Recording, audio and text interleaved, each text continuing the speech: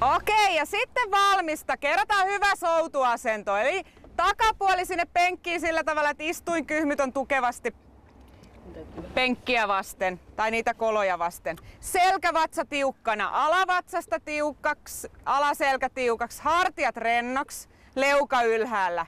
Ja sitten airot veteen, alkuvetoasentoon, kädet suoraksi eteen, polvet koukkuun.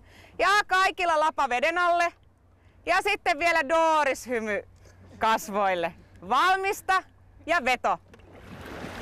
Mikä itseäsi tässä lajissa kiehtoo? No se tosiaan soudun haastavuus ylipäätänsä ja sitten ihanat ihmiset tietenkin ja sitten tää luonnon läsnäolo, että saa eri keleissä ja tosiaan raittiissa ilmassa kuntoilla, niin kyllä tää koko paketti on. Mitä tää vaatii? Tämä vaatii jonkin verran voimaa jaloista ja sitten jonkin verran rytmitajua. Ja soudun perustekniikan oppii ihan 1-2 soutukerralla, mutta sitten on siitä haastava laji, että 10 vuoden soudun jälkeenkään ei voi puhua olevansa mestari tai täydellinen, vaan tässä on koko ajan pieniä yksityiskohtia, joiden viilaamiseen riittää kyllä aikaa ja töitä. Että. Jos osaa soutaa ihan tavallista soutuvenettä, niin onnistuuko tämäkin sitten niillä taidoilla? Melkein. Se, miten tämä mökkiveneilystä eroaa, niin tässä on tuo liikkuva penkki. Eli tuossa kiskojen päällä kulkee pyörien päällä oleva penkki. Ja jalat tekee työn. Kädet, selkä ja toi airo on vipuvartena vaan tonne airon lavalle. Ja jalat työntää sitä vipua sitten koko ajan eteenpäin. Täytyyhän toimittajankin päästä tarttumaan kirkkoveneen airoon. Lopputulosta on tosin parempi olla kommentoimatta. Nyt sä työnnät niinku jaloilla reisillä ja takapuolella sitä penkkiä eteenpäin. Selkä pysyy suorassa ja roikut tässä airossa niin, että airo menee siellä veden alla. Joo. Noin. Koitat. Ja sitten lopussa kädet koukkuun, Joo. Selkä nousee. Pysyt ton Päivin kanssa samassa tahdissa. Joo, no se voikin olla aika vaativa. Mennään todella rauhallisesti. Mun täytyy hommata soutulaite kotiin, mä voin treenata siellä sit vähän tätä tahtia.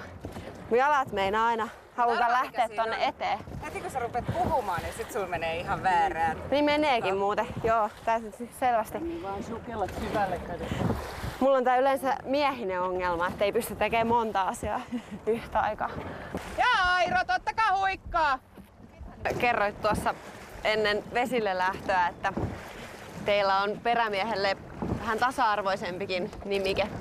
Joo, mun tytär lipsautti tänä keväänä, että koska mä pääsen taas sun kanssa sinne soutamaan. Mä sanoin, että sä voit tulla mukaan soutamaan, mutta sitten kun mä menen perämieheksi, niin sä voit päästä mukaan. Niin sit hän sanoi, että joo, mutta kun sen takapuolinaisen pitää koko ajan niin kamalasti pulputtaa ja hölpöttää, niin se ei ole kivaa.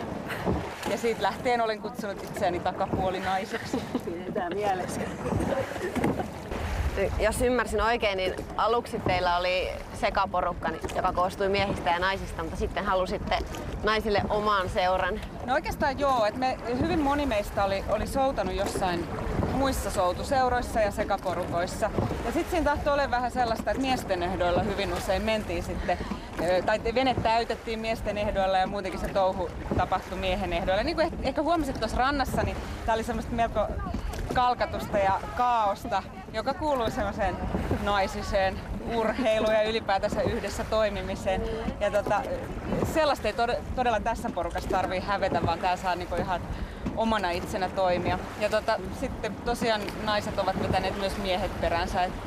Et nykyään meillä on myös sitten miehille oma joukkue ja omat treenit. Kirkkovenesoutajien määrä on kasvanut 2000-luvulla reilusti. Mistä luulet sen johtuvan? No varmaan siitä, että tämä on tosiaan niin kuin loistavaa esimerkiksi siis kimppaurheilua ja loistavaa esimerkiksi työpaikkaurheilua.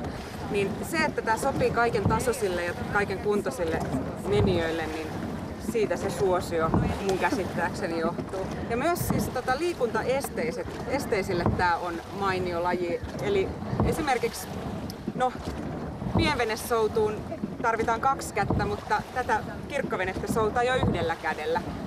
Ja täällä on tässäkin veneessä ollut myös liikuntaesteisiä ja näkövammaisille tämä on mainio laji.